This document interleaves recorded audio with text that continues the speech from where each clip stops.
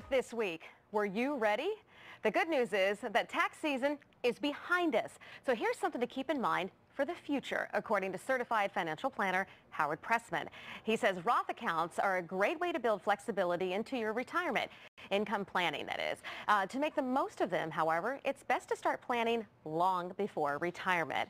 So I want to say welcome to Howard, and thank you for joining us today. You're welcome, Julie. Thank you very much. So I want to start off by asking you, what is the difference between a Roth IRA and a traditional IRA? So that's a great question.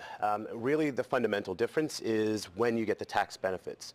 So with a traditional IRA, the money goes in pre-tax, so you don't pay any taxes on the money that you contribute. While the money's inside of that account, it's going to grow tax deferred. So you'll pay no taxes on any of the gains or the dividends that are paid in the account while it's in there. Now, in retirement, when you begin to pull that money out, you're going to pay taxes on all of it. Every dollar that comes out of that account, you'll pay taxes on. So when we give our retirement planning workshops, I like to ask the attendees, say you are a retiree and you want to withdraw money from your IRA to pay for something that costs $100. How much do you have to withdraw? And let's assume you're in a 33% combined federal and state tax bracket. Right. The number one answer is usually $133, but that's wrong. It's actually $150. So 33% of 150 is 50. That goes to the tax man. The rest, you get the $100 to buy what you needed. So you had to withdraw 50% more than what you needed in order to net that $100. Now with a Roth IRA, there's no tax deductions today. That money will still grow tax deferred, provided you meet the couple of rules, which are pretty easy. When you pull that money out in retirement, it all comes out tax free. Okay. All right. That's good to know. I did not know the difference there. Thank you. All right. Well, when you make a contribution to the traditional IRA or 401k, I understand that it's done before taxes, meaning that you usually get a tax deduction equal to your contribution. Can you give us another example of this? Yeah. So let's say we have a person who makes $100,000 a year, and this person wisely decides to make the maximum allowable contribution of $18,000 to their 401k. For tax purposes, on their 1040, they're going to report their income as being $82,000. So it's $100,000 less the 18. You don't pay any taxes on that $18,000. All right. I like that idea. It's a great benefit. It's a great benefit. Okay, so are Roth accounts good strategies for young investors?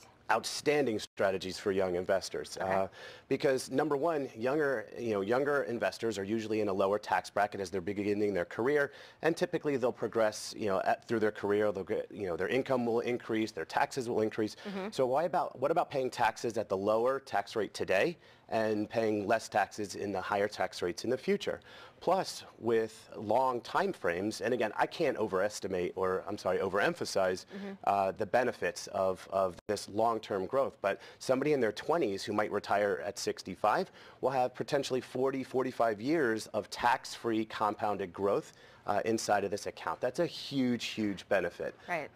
Plus, there's some flexibility there because any contributions made to a Roth IRA can always be withdrawn tax and penalty free.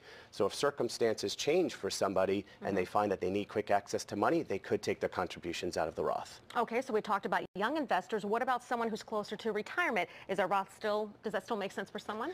It might, and that's where things get a little bit more complicated. And this is all about building flexibility, and ideally that's what we want to create for people in retirement, is the flexibility to construct their income stream based on current tax laws. So one of the biggest challenges that I see is that retirees have all or most of their money inside of a traditional IRA. Every dollar that comes out, they have to pay taxes on. So their Social Security, they're paying taxes. Their distributions are paying taxes. And ultimately, they've lost all control over their tax brackets. They're at the whim of the tax law. We want to create that flexibility for them to construct their income stream based on the tax laws in place. We'll have a little bit of money in the Roth, a little bit of money in the traditional IRA, and then we have some flexibility to control their tax brackets. Additionally, traditional IRAs have required minimum distributions. So when you hit 70 and a half, you have to start pulling your money out of your IRA, whether you need to use it or not. Roth IRAs don't have required minimum distributions for the original account owners. So in that case, again, we have more control. Well, Howard, before I let you go, we want to talk a little bit about the e-newsletter that you guys have. Yep. Can you explain that and tell me more about it?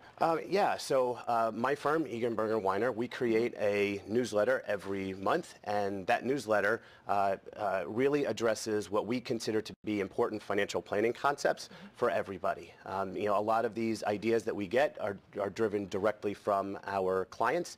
And they tell us what they want to hear, and we create, and we think it's going to be of interest to a wide variety of people. All right, Howard, thank you for joining us today. My pleasure. We appreciate it. All right, again, thank you for joining us, and for more information about Egan, Berger & Weiner, LLC, visit ebwllc.com. Learn more from the company's Knowledge University at ebwfinancialnews.com.